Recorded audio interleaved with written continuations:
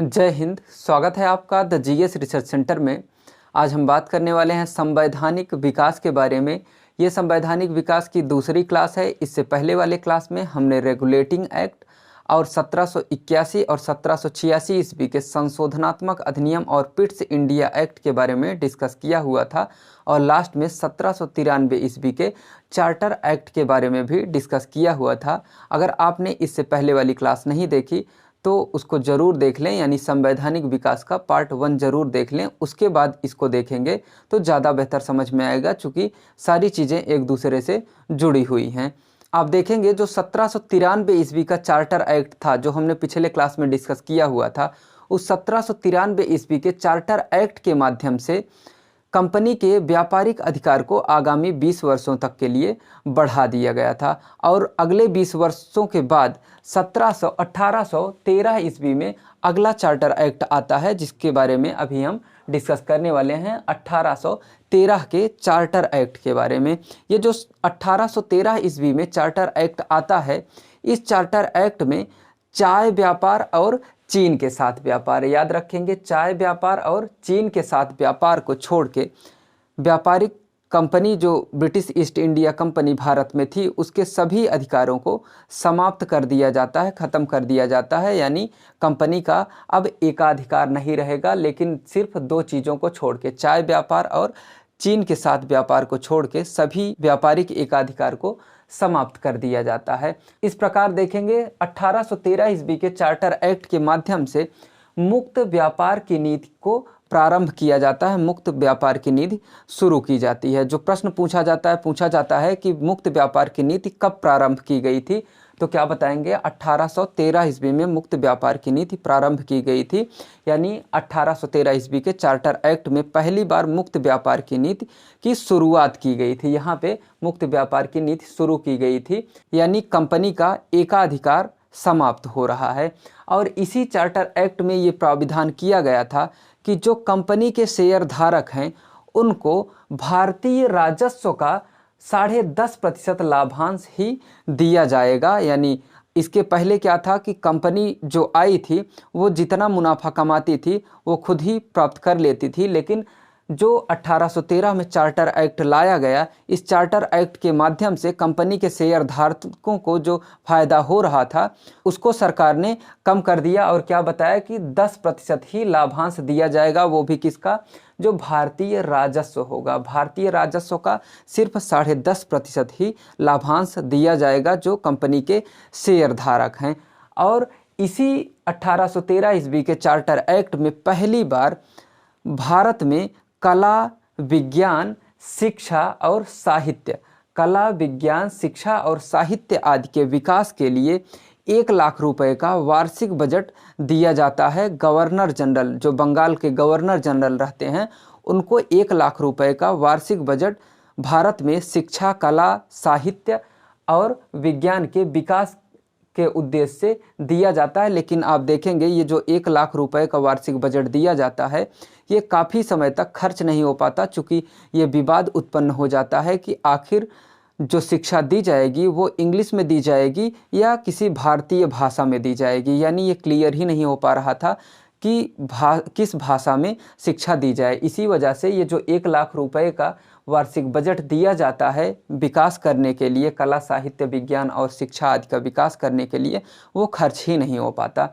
और देखेंगे इसी 1813 ईस्वी के चार्टर एक्ट के माध्यम से ईसाई मिशनरियों के भारत आगमन की छूट दे दी जाती है। लेकिन इससे पहले का जो चार्टर एक्ट आया था 1793 ईस्वी का चार्टर एक्ट, उसमें क्या किया गया था, ईसाई मिशनरियों के भारत आगमन पे प्रतिबंध लगा दिया गया था। कब, 1793 के चार्टर एक्ट में। लेकिन ये 1813 में जो चार्टर एक्ट आ रहा है इसमें क्या किया जा रहा है, जो ईसाई मिशनरियों के भारत आगमन पे प्रतिबंध लगाया गया था उस प्रतिबंध को खोल दिया जाता है, यानी प्रतिबंध हटा दिया जाता है। अब ये ईसाई मिशनरियाँ 1813 ईस्वी के चार्टर एक्ट के अनुसार ईसाई मिशनरियाँ भारत आ सकती थीं और अपने धर्म का प्रचार प्रसार कर सकते थे। ईसाई मिशनरी जो थे वो भारत आ सकते थे और ईसाई धर्म का प्रचार प्रसार कर सकते थे, ये 1813 ईस्वी के चार्टर एक्ट के माध्यम से। लेकिन ये गिरजाघर या शिक्षण संस्थान नहीं खोल सकते थे। इसको ध्यान रखेंगे कि ये आ सकते थे और ईसाई धर्म का प्रचार प्रसार कर सकते थे, भारत में रह सकते थे, लेकिन ये जब आते तो इनको ब्रिटिश गवर्नमेंट से अनुमति लेनी पड़ती। यानी ये जो ईसाई मिशनरी भारत आते, ये ब्रिटिश गवर्नमेंट की अनुमति लेके ही भारत आ सकते थे। 1813 के चार्टर एक्ट में ये प्राविधान किया गया। तो ध्यान रखेंगे क्या क्या, चाय और चीनी को छोड़ के शेष सभी व्यापारिक एकाधिकार को समाप्त कर दिया जाता है, यानी भारत में मुक्त व्यापार की नीति प्रारंभ की जाती है 1813 के चार्टर एक्ट के माध्यम से। और कंपनी के शेयर धारकों को भारतीय राजस्व के 10.5% लाभांश ही दिए जाने का प्राविधान किया गया। और कला, विज्ञान, शिक्षा, साहित्य आदि के विकास के लिए भारत में 1 लाख रुपए के वार्षिक बजट को गवर्नर जनरल को दिया जाता है कि वो विकास करें। और साथ ही साथ भारत में ईसाई मिशनरियों के भारत आगमन पे छूट दे दी जाती है, भारत आगमन का प्रतिबंध हटा लिया जाता है। ये तो था 1813 ईस्वी का चार्टर एक्ट। ये 1813 ईस्वी के चार्टर एक्ट में ये सारे प्राविधान किए गए थे। तो इन सारे पॉइंट्स को याद रखेंगे, यहाँ से क्वेश्चंस पूछे जाते हैं।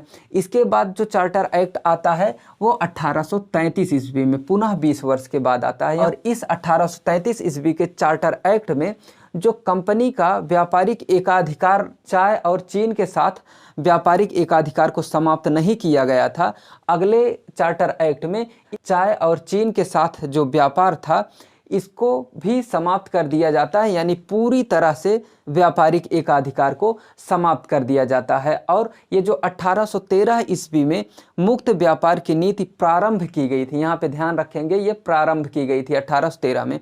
तो जो 1813 ईस्वी में मुक्त व्यापार की नीति प्रारंभ की गई थी, उस नीति को पूर्णता प्रदान कर दी जाती है 1833 के चार्टर एक्ट के माध्यम से। यानी शुरुआत तो की गई थी मुक्त व्यापार की कब, 1813 के चार्टर एक्ट में, लेकिन 1833 के चार्टर एक्ट में पूरी तरह से मुक्त व्यापार की नीति अपना ली जाती है। पूरी तरह से मुक्त व्यापार की नीति अपनाए जाने की वजह से क्या कहेंगे कि पूर्णता, मुक्त व्यापार की नीति को पूर्णता प्रदान कर दी गई। तो अगर क्वेश्चन पूछा जाए कि मुक्त व्यापार की नीति को पूर्णता किस चार्टर एक्ट के माध्यम से प्रदान की गई, तो क्या बताएंगे 1833 के चार्टर एक्ट के माध्यम से। लेकिन मुक्त व्यापार की नीति का प्रारंभ कब किया गया, तो 1813 में मुक्त व्यापार की नीति प्रारंभ की गई। और कंपनी का जो व्यापारिक एकाधिकार था उसको समाप्त कब किया गया, कब समाप्त करने की शुरुआत की गई, तो क्या बताएंगे 1813 में। लेकिन जब कहे कि पूरी तरह से कंपनी के व्यापारिक एकाधिकार को कब समाप्त किया गया, तो क्या बताएंगे 1833 ईस्वी में। दोनों में अंतर देखते हुए चलेंगे, नहीं तो कन्फ्यूजन हो जाएगा। ठीक, इस प्रकार आप देखेंगे जब कंपनी के व्यापारिक एकाधिकार को पूरी तरह से समाप्त कर दिया जाता है तो कंपनी प्रशासनिक व राजनीतिक संस्था मात्र बन के रह जाती है। इससे पहले केवल प्रशासनिक और राजनीतिक संस्था नहीं थी, चूंकि उसके पास अधिकार थे। लेकिन जब सारे व्यापारिक एकाधिकार जो थे उसको समाप्त कर दिया गया, जब अधिकार ही उसके खत्म हो गए, तो वो क्या रह गई, एकमात्र संस्था के रूप में काम करने लगी। इसके अधिकार जो हैं वो छीण होने लगे। ब्रिटिश गवर्नमेंट ने इसके अधिकार को समाप्त करने का प्रयास किया, चूंकि जो ये लाभांश था, लाभांश में भी कटौती कर दी गई और व्यापारिक एकाधिकार भी समाप्त कर दिया गया। इसीलिए क्या हो गया, कंपनी एक प्रशासनिक और राजनीतिक संस्था मात्र रह गई। इसके पहले कंपनी के पास ढेर सारे अधिकार थे, लेकिन अब अधिकार धीरे धीरे समाप्त हो रहे हैं। और इसी 1833 ईस्वी के चार्टर एक्ट में 12 लाख पाउंड, याद रखेंगे 12 लाख पाउंड के एक कोष के गठन करने का भी प्राविधान किया गया। प्रश्न पूछा जाता है कि 12 लाख पाउंड के एक कोष के गठन किए जाने का प्राविधान किस चार्टर एक्ट में किया गया था, तो क्या बताएंगे 1833 के चार्टर एक्ट में 12 लाख पाउंड के एक कोष का गठन किए जाने का प्राविधान किया गया था। और ये कहा गया था कि कंपनी के जो भी शेयरधारक इस मुक्त व्यापार की नीति का विरोध करेंगे उनको उनके द्वारा लगाए गए धन का 2 गुना दे के कंपनी से उनको बाहर कर दिया जाएगा। यानी शुरू में आपको पता है कि जो ब्रिटिश ईस्ट इंडिया कंपनी थी वो मूलतः एक व्यापारिक कंपनी थी। इसमें शेयर धारकों ने अपने निजी धन का निवेश किया था, यानी जो व्यापारी थे उन्होंने अपने निजी धन का निवेश करके कंपनी की शुरुआत की थी। बस ब्रिटिश गवर्नमेंट ने उनको अनुमति दे दी थी। लेकिन ब्रिटिश गवर्नमेंट लगातार संसदीय और राजनीतिक नियंत्रण उस कंपनी पे बनाती जा रही है, जिस क्रम में आप देखेंगे कि 12 लाख पाउंड के एक कोष का गठन किया जाता है। और ये किस उद्देश्य से कि जो भी कंपनी के शेयरधारक हैं, अगर वो मुक्त व्यापार की नीति का विरोध करते हैं तो उसके द्वारा लगाए गए धन का 2 गुना देके उसको बहिष्कृत किया जा सके, उसको कंपनी से निकाला जा सके। और ये जो ईसाई मिशनरियों के यहाँ आगमन की छूट दी गई थी, लेकिन इसमें पूरी तरह से छूट नहीं दी गई थी। 1813 में आगमन की तो छूट दी गई थी, लेकिन ये ईसाई मिशनरी भारत आने से पहले ब्रिटिश गवर्नमेंट से अनुमति लेते थे, यानी ब्रिटिश गवर्नमेंट की अनुमति के बाद ही भारत आ सकते थे। तो इस 1833 ईस्वी में ये भी प्रावधान किया गया कि अब ईसाई मिशनरी पूरी तरह से मुक्त हैं भारत आने के लिए, अब उनको ब्रिटिश गवर्नमेंट से अनुमति लेने की ज़रूरत नहीं है। यानी ईसाई मिशनरियों को भारत आगमन की खुली छूट दे दी गई। याद रखेंगे, ईसाई मिशनरियों के आगमन की छूट कब दी गई? 1813 ईस्वी में।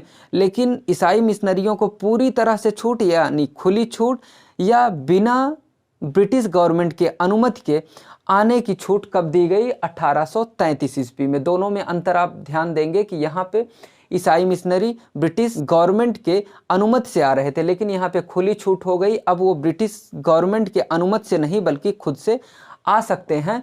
और यहाँ पे जब ईसाई मिशनरी 1813 के चार्टर एक्ट के अधीन होके आते थे, तब ईसाई मिशनरी केवल अपने धर्म का प्रचार प्रसार कर सकते थे, यानी ईसाई धर्म का प्रचार प्रसार कर सकते थे। लेकिन जब 1833 ईस्वी का चार्टर एक्ट पारित किया जाता है तो इसमें कहा जाता है कि ईसाई मिशनरी स्कूल भारत में खोल सकते हैं और गिरजा घरों का भी निर्माण कर सकते हैं। यहाँ पे इनको खुली छूट इस चीज़ की दे दी जाती है। और जो अंग्रेज व्यापारी थे उनको भी ये छूट दी जाती है कि कोई भी अंग्रेज व्यापारी हो वो भारत में ज़मीन खरीद सकता है और भारत में उस ज़मीन पे अपना उद्योग धंधा स्थापित कर सकता है, यानी भारत में रह के व्यापार कर सकता है। क्या कहा जाता है कि अंग्रेज व्यापारी भारत में ज़मीन खरीद कर अपना उद्योग भी स्थापित कर सकता है। लेकिन इससे पहले वो व्यापार तो करने आते थे, लेकिन वो खरीद नहीं सकते थे नियमतः। तो ये छूट कब दी गई? 1833 ईस्वी में, कि कोई भी ब्रिटिश व्यापारी वो भारत में आके ज़मीन खरीद सकता है और अपना उद्योग धंधा स्थापित कर सकता है भारत में। इससे पहले वो स्थापित नहीं करते थे, वो व्यापारी की तरह थे, व्यापार करते थे लेकिन अस्थायी तौर पे व्यापार नहीं कर पा रहे थे। तो जो व्यापार में अस्थायित्व लाने का प्राविधान किया गया वो कब किया गया? 1833 ईस्वी के चार्टर एक्ट में किया गया। और कहा गया कि बंगाल का गवर्नर जनरल संपूर्ण भारत का गवर्नर जनरल होगा। तो ये प्राविधान कब किया गया कि बंगाल का गवर्नर जनरल अब संपूर्ण भारत का गवर्नर जनरल होगा?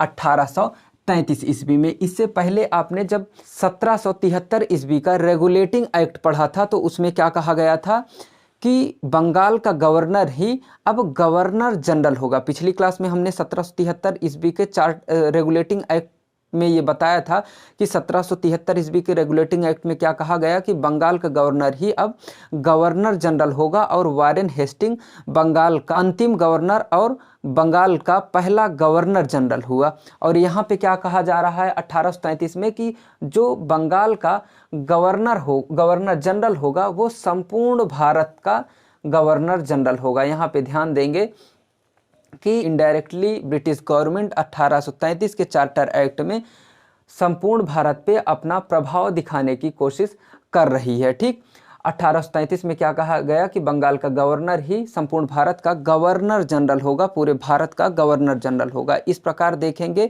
कि लॉर्ड विलियम बेंटिंग, नाम क्या है? लॉर्ड विलियम बेंटिंग हैं, जो अंतिम बंगाल के गवर्नर जनरल और संपूर्ण भारत के पहले गवर्नर जनरल हुए। याद रखेंगे, चूंकि ये लॉर्ड विलियम बेंटिंग जो थे व्यक्ति तो वही थे। 1733 ईस्वी में जब ये चार्टर एक्ट लाया जाता है उस समय बंगाल के गवर्नर जनरल कौन रहते हैं? लॉर्ड विलियम बेंटिंग रहते हैं। चूंकि ये 1833 में चार्टर एक्ट आता है और 1833 ईस्वी में लॉर्ड विलियम बेंटिंग बंगाल के गवर्नर जनरल रहते हैं, और इस एक्ट के आने के साथ ही जो पद का नाम था वही तो बदला ना, व्यक्ति तो वही था।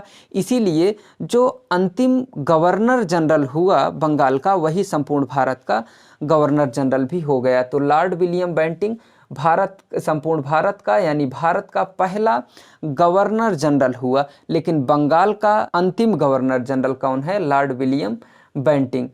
और वारेन हेस्टिंग क्या है? बंगाल का पहला गवर्नर जनरल। याद रखेंगे, बंगाल का पहला governor general Warren Hasting, Bengal का अंतिम governor general lord William Bentinck. और संपूर्ण भारत का पहला गवर्नर जनरल कौन हुआ? लॉर्ड विलियम बेंटिंक हुआ। ठीक। और इस अधिनियम में ये भी प्राविधान किया गया कि जो गवर्नर जनरल के परिषद में 3 सदस्यों का प्राविधान किया गया था, उसमें 3 के बजाय 4 सदस्यों के किए जाने का प्राविधान किया गया। 1833 के चार्टर एक्ट में कहा गया कि गवर्नर जनरल के परिषद में चौथा एक अस्थायी सदस्य होगा जो संपूर्ण भारत के लिए एक समान विधि बनाएगा, एक समान नियम या कानून बनाएगा। यानी गवर्नर जनरल के परिषद में चौथे एक अस्थायी विधि सदस्य को शामिल किया गया। और उस विधि सदस्य का काम क्या था कि संपूर्ण भारत के लिए एक समान विधि बनाए, नियम या कानून बनाए। और उसी चौथे अस्थायी विधि सदस्य के अध्यक्षता में एक विधि आयोग के गठन का भी प्राविधान किया गया।